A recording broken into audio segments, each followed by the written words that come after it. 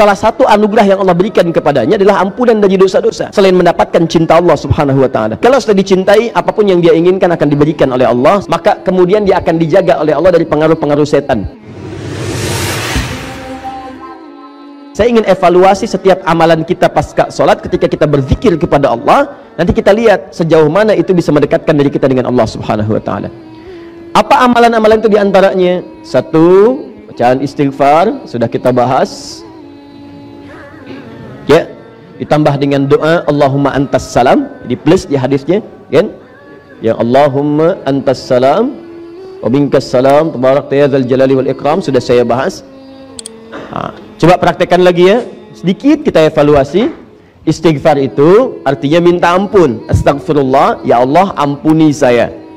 Jadi orang yang benar istighfarnya, saat dia istighfar bukan cuma di lisan astagfirullah, astagfirullah, astagfirullah, tapi bagaimana istighfar itu mengingatkan dia dengan Allah.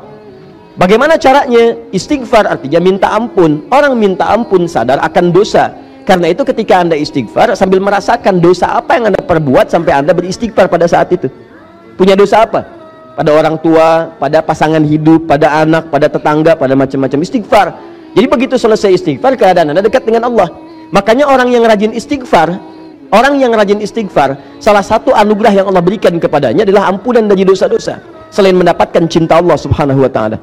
Dalilnya telah saya terangkan. Dan kalau sudah dicintai, apapun yang dia inginkan akan diberikan oleh Allah, sepanjang itu menjadi kebutuhan dunia akhiratnya. Dalilnya sudah saya sampaikan. Kemudian setelah ini ada istighfar, Allahumma antas salam, sudah selesai. Ada bacaan kemudian zikir la ilaha illallah wahdahu la syarikalah lahul mulku wal hamdu wa huwa ala kulli syai'in qadir. Ya, ini sudah kita bahas. Awas, hati-hati. Setelah itu ada bacaan apa? Baik bacaan ayat-ayat Quran pilihan, ada ayat kursi, ya, ada al-ikhlas, ada al-falaq, ada an-nas. Kemudian ada bacaan ayat Al-Quran. Sebelumnya kemudian kita telah bahas juga ada 3 bacaan utama yang subhanallah, alhamdulillah, kemudian Allahu Akbar.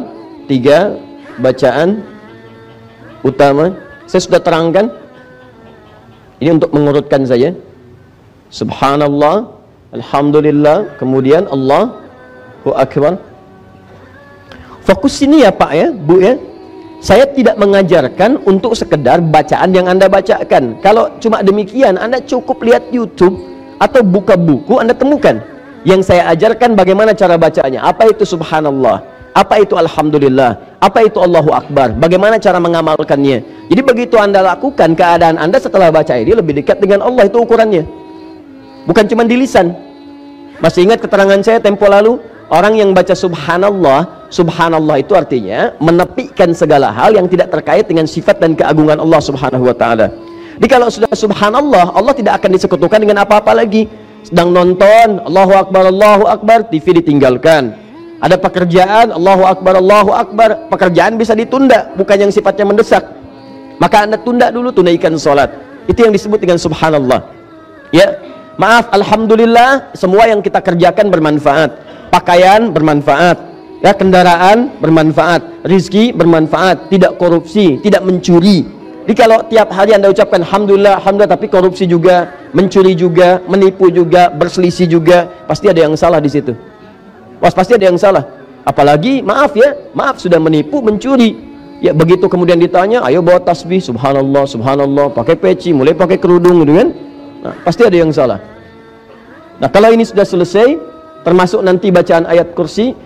Nah, apa ciri keberhasilan orang yang zikir dengan bacaan-bacaan ini dengan termasuk ayat kursi? Maka kemudian dia akan dijaga oleh Allah dari pengaruh-pengaruh setan. Pertemuan lalu saya terangkan, ada setan masjid, setan rumah, setan macam-macam. Jadi kalau Anda benar zikirnya, Anda sudah punya benteng dengan setan. Makanya Allah turunkan surat benteng, surat perisai, surah ke-15 Al-Hijr. Inti surah Al-Hijr itu kan ada intinya di ayat ke-40. Ya, ketika iblis mengatakan kepada Allah, ya Allah, aku akan goda semua hamba-hambamu, aku akan palingkan darimu. Bahkan nanti di Al-A'raf itu aku akan goda dari depan, dari belakang, kanan, kiri. Cuma ada satu golongan yang sulit aku goda. Ya, bukan nggak digoda, dia mau goda, cuma nggak bisa. Seakan-akan ada perisai di sekitarannya. Siapa orang ini? Illa ibadaka minhumul mukhlasin.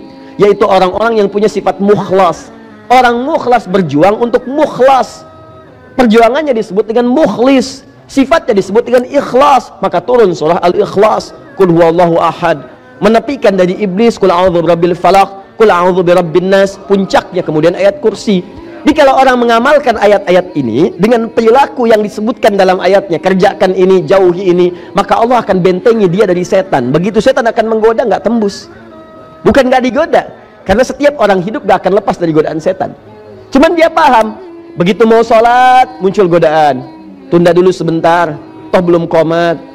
Tunda, maaf ya, saya mau sholat. Itu nggak ngaruh tuh. Jadi seakan-akan nggak ada pengaruh ke jiwanya itu. Jalan aja lewat. Malam tahajud dia nggak peduli. Mau Juventus lawan Inter Milan, mau skornya 1-0, terserah. Saya nggak peduli, saya mau sholat gitu. Jadi jalan aja, nyantai, lewat dan seterusnya. Nah itu kalau anda sudah seperti itu, maka ada penjagaan Allah yang diberikan kepada anda. Itu dijaga sampai dengan kembali pada Allah Subhanahu Wa Taala.